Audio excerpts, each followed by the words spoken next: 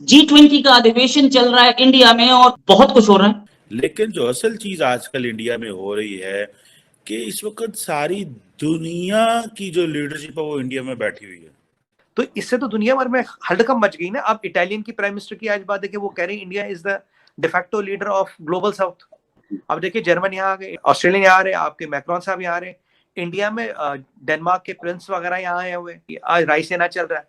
अगर आप देखें अभी तो आधी दुनिया दिल्ली आई हुई है भाई, और हमारे पड़ोसियों के तो यहाँ से और ना जाने कहाँ से धुआं निकल रहा है। मुगलिया दौर से देख ले, मुगलिया दौर से आप देख ले, मुसलमान को अपने घर से ही प्रॉब्लम पैदा हुई है। इसका मतलब हम अपने हम बाय बर्थ ही नहीं हम ठीक। मेरा ओपिनियन ये है कि चूंकि हम मुसलमान हैं, कलमा पढ़ते हैं, हमारा ईमान है, और जब तक हम अल्लाह की रस्सी को मजबूती से नहीं पकड़ेंगे तब तक ग्रो नहीं कर पाएंगे। तब तक ग्रो नहीं। मतलब इंडिया ने अल्लाह की रस्सी को मजबूती से पकड़ नहीं वो कैसे? तो वो गैर मुस्लिम है। ये ऐसी खबरें रोज आ रही है। तो अभी हम हर जगह नंबर 1 नंबर 2 बन रहे हैं, और मेक इन इंडिया और आत्मनिर्भर भारत में तो इतना दम आ गया कि आज हिना रबानी खान कहीं यूएन में बैठ के स्यापा कर रही थी कि हम हिंदुस्तान के पास इतने हथियार आ गए, बैलेंस ऑफ पावर हिल गया। मैं कहा भैया हथियार खरीदने के लिए पैसा चाहिए, तुम्हारे पास तो पैसा नहीं है, तो तुम रोक काहे को रहे हो? तुम चलाओ जिहाद की फैक्ट्री, तुम्हें बचाएगा लश्कर तोयबा, जोश मोहम्मद बचाएगा तुम्हें, मसूद अजहर बचाएगा, तुम्हें हथियार की क्या जरूरत है?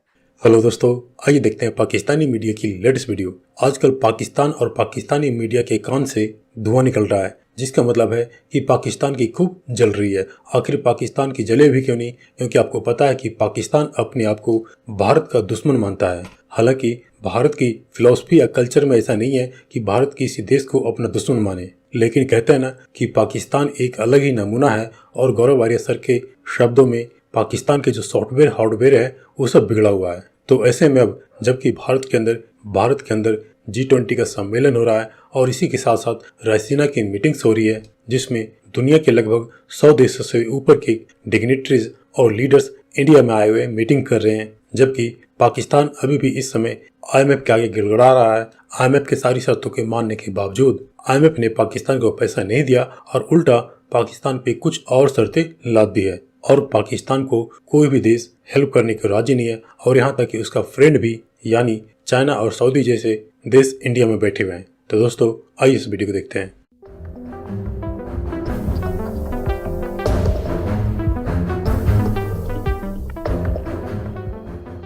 G20 का अधिवेशन चल रहा है इंडिया में और बहुत कुछ हो रहा है। स्पेशल नजर रही अमेरिका के फॉरेन मिनिस्टर पे, रशिया के फॉरेन मिनिस्टर पे और चाइना के फॉरेन मिनिस्टर पे।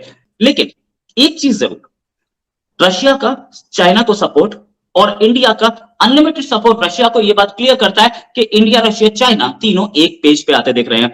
इस G20 समिट से तो बहुत क्लियर है ये बात। कहीं एक वेस्ट के खिलाफ इंडिया जाता दिख रहा है क्या चाइना और रशिया एक्सेस में? देखिए इंडिया की जो फॉरेन पॉलिसी है रोहित भाई, that works on supreme national interest. देखिए वेस्ट से हमें कोई मतलब नहीं है, हम किसी की लड़ाई नहीं लड़ते, हम किसी की लड़ाई में नहीं पड़ते। हम तो आज भी कह रहे हैं कि आप यूक्रेन में पीस टॉक्स कीजिए, पर दिक्कत क्या है रोहित भाई, मैं आपको एक डाटा देता हूँ। रशियन यूक्रेन कॉन्फ्लिक्ट में कितना पैसा फूंक चुका है वेस्ट? $150 बिलियन। और अमेरिका अकेला हार्ड कैश $50 बिलियन फूंक चुका। इस $50 बिलियन से अगर अमेरिका में खर्च किया होता तो कोई होमलेस नहीं रहता।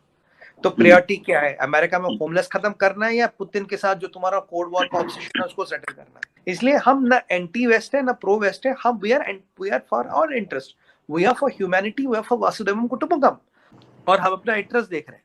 तो अगर देखिए हम चाइना के साथ ट्रेड भी करते हैं और हमारे साथ उनका ट्रेड सरप्लस है, हमारा ट्रेड डेफिसिट है चाइना के साथ, ये सबको पता है। अभी भी खबर आई है एप्पल ने फॉक्सकॉन के साथ मिलकर एक $700 मिलियन का वर्थ का कारखाना इंडिया में लगा रहा है। ये ऐसी खबरें रोज आ रही है। चाइना को समझ आ रहा है कि इंडिया दिन ब दिन सेल्फ रिलायंट हो रहा है, आत्मनिर्भर भारत, तो चाइना की इकोनॉमी पे बहुत बड़ा झटका लगेगा। हमने चाइनीज की इन्वेस्टमेंट नहीं आने दी, हम चाइनीज की इन्वेस्टमेंट को स्क्रूटनाइज करते हैं और सबसे ज्यादा डाटा हम कंज्यूम करते हैं। अब डिजिटल पेमेंट्स की बात करें, we are number 1 in the world, we do more digital payments than America and China put together. तो इससे तो दुनिया भर में हड़कंप मच गई ना। अब इटालियन की प्राइम मिनिस्टर की आज बात है कि वो कह रही India is the de facto leader of global south. अब देखिए जर्मन यहाँ आ गए, ऑस्ट्रेलिया यहाँ आ रहे, आपके मैक्रोन साहब यहाँ आ रहे, इंडिया में डेनमार्क के प्रिंस वगैरह यहाँ आए हुए, आज रायसेना चल रहा है। अगर आप देखें अभी तो आधी दुनिया दिल्ली आई हुई है भाई, मतलब करीब 100-125 कंट्रियों के लोग दिल्ली में आए हुए हैं, और हमारे पड़ोसियों के तो यहाँ से और ना जाने कहाँ से धुआं निकल रहा है। ये भारत का बढ़ता वर्चस्व। और यूके की बात देखिए, खाने पे राशन लगा है। तो आज 25 अफ्रीकन कंट्रीज हमारे पास आ गई अपना डेट रिस्ट्रक्चर कराने के लिए। 30 से ज्यादा कंट्रियों में हमने क्रेडिट लाइन दी है। सबसे ज्यादा डाटा हम कंज्यूम कर रहे हैं। Second highest internet penetration in the world, second highest roads हमने बनाई है। तो अभी हम हर जगह नंबर 1 नंबर 2 बन रहे हैं। और मेक इन इंडिया और आत्मनिर्भर भारत में तो इतना दम आ गया कि आज हीना रबानी खान कहीं यूएन में बैठ के स्यापा कर रही थी कि हम हिंदुस्तान के पास इतने हथियार आ गए, बैलेंस ऑफ पावर हिल गया। मैं कहा भैया हथियार खरीदने के लिए पैसा चाहिए, तुम्हारे पास तो पैसा नहीं है भाई। टाटा तो तुम्हें 100 बार खरीद ले, इतनी तो तुम्हारी औकात बची है। तो तुम रो काहे को रहे हो? तुम चलाओ जिहाद की फैक्ट्री। तुम्हें बचाएगा लश्कर तोयबा, जोश मोहम्मद बचाएगा तुम्हें, मसूद अजहर बचाएगा। तुम्हें हथियार की क्या जरूरत है? गजवा हिंद करो तुम। सच्चाई ये है रोहित भाई, आज जो भारत का वर्चस्व है। इंडिया के प्राइम मिनिस्टर ने रिसेंटली एक स्टेटमेंट दी है G20 की मीटिंग में। उन्होंने ये बोला है कि हमें ये जो डिफरेंसेस है ना, मतलब कि कभी उस ग्रुप में जाओ, कभी रशिया के ग्रुप में जाओ, कभी चाइना के, कभी अमेरिका के, इसको खत्म करेंगे तो ही दुनिया ग्रो कर पाएगी। पाकिस्तान क्या ऐसा कर सकता है? कभी भी नहीं जी। डे 1 से पाकिस्तान जिस वक्त 47 में बना था, उस दिन से ही हम इस प्रॉब्लम में आगे हुए थे। हम अपना डिसीजन कर ही नहीं सकते थे। मुगलिया दौर से देख ले, मुगलिया दौर से आप देख ले, मुसलमान को अपने घर से ही प्रॉब्लम पैदा हुई है। इसका मतलब हम अपने हम बाय बर्थ ही नहीं हम ठीक। सब कुछ सबकी नजर में है, क्या फेवर हो रहा है क्या नहीं फेवर हो रहा है। मुल्क का कौन सोच रहा है? मुझे ये बताएं कि फलां बना मुल्क का सोच रहा है। 75 ईयर्स हो गए इस मुल्क को जनाब बने हुए।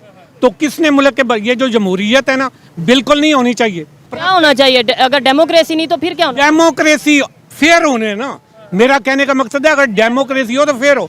मेरा ओपिनियन ये है कि चूंकि हम मुसलमान हैं, कलमा पढ़ते हैं, हमारा ईमान है, और जब तक हम अल्लाह की रस्सी को मजबूती से नहीं पकड़ेंगे, अपने जनाब अहकाम जो शरीयत ने हमें, तब तक ग्रो नहीं कर पाएंगे। तब तक ग्रो नहीं। मतलब इंडिया ने अल्लाह की रस्सी को मजबूती से पकड़ नहीं वो एक कैसे? तो उनकी वो गैर मुस्लिम है। आप मेरी बात समझे, इस पे फतवा ना कोई लगा दे, लेकिन मेरी बात लॉजिकल क्वेश्चन है। ठीक है जी जी जी। हम चूंकि हमारा ईमान अल्लाह पे है ना, बात ये है कि हम में जज्बा ईमानी है। वो सन 65 की जो वार है ना, उसमें लोग अपने जिस्म पे बम बांध के टैंकों के नीचे घुस गए थे। मैं टेक्नोलॉजी की बात कर रहा हूँ, मैं डेवलपमेंट की बात कर रहा हूँ। आप टेक्नोलॉजी तो कुछ ना करें, प्रैक्टिकली कुछ ना करें, मतलब अल्लाह पे यकीन रखें। मैं आपको ना एक मिसाल देता हूँ कि अगर समंदर में कोई 2 लोग डूब रहे हैं ना, और एक उनमें मुसलमान है और एक जो है कोई नॉन मुस्लिम है, अब सर बचेगा उनमें से वही जिसको तैरना आता है। ये चीज ऐसे ही है। ईमान वाला डूब जाएगा अगर उसको तैरना नहीं आता। तो यही हिसाब हमारी टेक्नोलॉजी का है। हम लोग जो फहाशी को जेन में ला के ना हर टेक्नोलॉजी को बैन करवा देते हैं।